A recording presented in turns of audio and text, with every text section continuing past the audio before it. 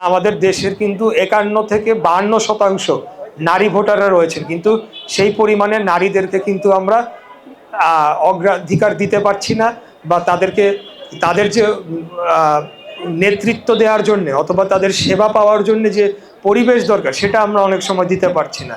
এই বিষয়ে আরেকটু বলি, আরেকটা জিনিস আপনারা জানেন যে আইন শৃঙ্খলা পরিস্থিতি কিন্তু ব্যাপকভাবে অবনতি ঘটেছে। আমরা প্রথমেই এই আইন শৃঙ্খলা পরিস্থিতি এমন জায়গায় নিয়ে যেতে চাই সেখানে নারী পুরুষ হিন্দু মুসলমান সকল ধর্ম এবং শ্রেণী পেশার মানুষের জন্য যাতে রাস্তাঘাট এবং বাসাবাড়ির চলাফেরার যোগ্য হতে পারে, এবং পার্ক সহ বিভিন্ন সরকারি স্থাপনায় যাতে অবাধে আমাদের জনগণ চলাচল করতে পারে, সেখানে যাতে মাদক সেবীদের কোনো স্থান না দেওয়া হয়, সেখানে যাতে আপনার ওই যে কি বলে বিভিন্ন বখাটে যে যারা রয়েছে তাদেরকে তারা যাতে সেখানে দৌরাত্ম্য না করতে পারে, প্রত্যেকটা পাড়া মহল্লায় প্রত্যেকটা গলিতে যাতে একটা সুন্দর পরিবেশ বজায় রাখে, সেটার জন্য আমরা একেবারে শক্ত কঠোর অবস্থানে যাব। এদের বিষয়ে কোনো ছাড় দিব না, এবং আমাদের দলের পরিচয় ব্যবহার করে কোনো ধরনের অপরাধমূলক কার্যক্রমে যে কেউ জড়িত হবে, সেটা মাদক হোক, সেটা অস্ত্র হোক, সেটা চাঁদাবাজি হোক, তাদের ব্যাপারে জিরো টলারেন্স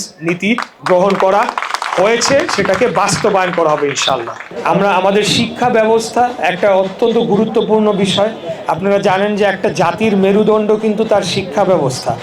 বিগত দিনে আমরা দেখেছি আমাদের এই শিক্ষা ব্যবস্থাকে ধ্বংস করার জন্যে নানা ধরনের কারসাজি আওয়ামী সরকার করেছে, এবং তার পিছে আমরা বিশ্বাস করি যে একটা দীর্ঘমেয়াদী আমাদের এই বাংলাদেশকে একটা করদ রাজ্য অথবা একটা দাস রাজ্যে রেখে দেওয়ার জন্যে পরিকল্পিতভাবে আমাদের শিক্ষা ব্যবস্থা এবং যুবক সমাজকে ধ্বংস করার জন্যে বাংলাদেশে মাদকের একবার অহরহ প্রবেশ ঘটানো হয়েছে।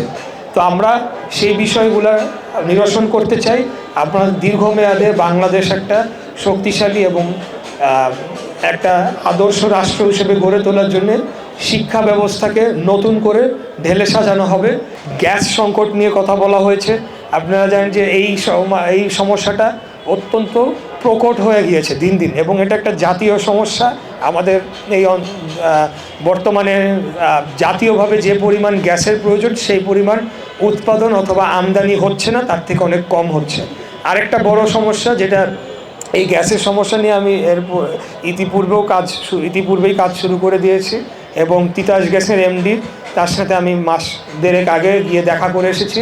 কয়েকটা এলাকার কিছুটা সমস্যার সমাধান করা হয়েছে, তবে পুরোপুরি সমাধান করা যায় নাই।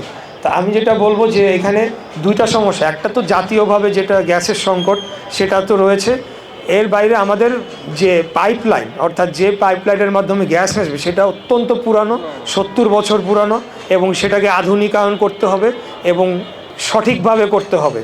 সেই কাজগুলো করার জন্যে আমি ইতিমধ্যেই পদক্ষেপ নিয়েছি, কিন্তু বর্তমানে আমি প্রার্থী থাকা অবস্থায় আমার বিভিন্ন আচরণবিধি মেনে কাজ করতে হচ্ছে, যার কারণে হয়তো বা আমি সেইভাবে জিনিসটাকে সামনে নিয়ে এসে আমার ভূমিকা রাখতে পারছি না। কিন্তু ইনশাল্লাহ আগামী দিনে আমি নির্বাচিত হই বা না হই, আমি আপনাদের এই সমস্যাটা সমাধান করার জন্যে অবশ্যই জরুরিভাবে দ্রুততম সময়ে পদক্ষেপ নেব, যাতে এটা সমস্যার সমাধানটা করা হয়। শিক্ষা ব্যবস্থায় একটা নতুন জিনিস যেটা আমাদের আগামীতে যদি আমরা রাষ্ট্র পরিচালনার দায়িত্বভার পাই, আমাদের পরিকল্পনা রয়েছে, সেটা হলো একের অধিক ভাষাকে কম্পালসারি করা হবে। অর্থাৎ বাংলার পাশাপাশি আন্তর্জাতিকভাবে আমরা যে বিভিন্ন আমাদের ছাত্রছাত্রী বা বিভিন্ন সময় বিভিন্ন মানুষ যারা কর্মসংস্থানের জন্য বিদেশে যায়, তারা যাতে সঠিকভাবে আমরা দক্ষ শ্রমিক হিসাবে গড়ে তুলতে পারি।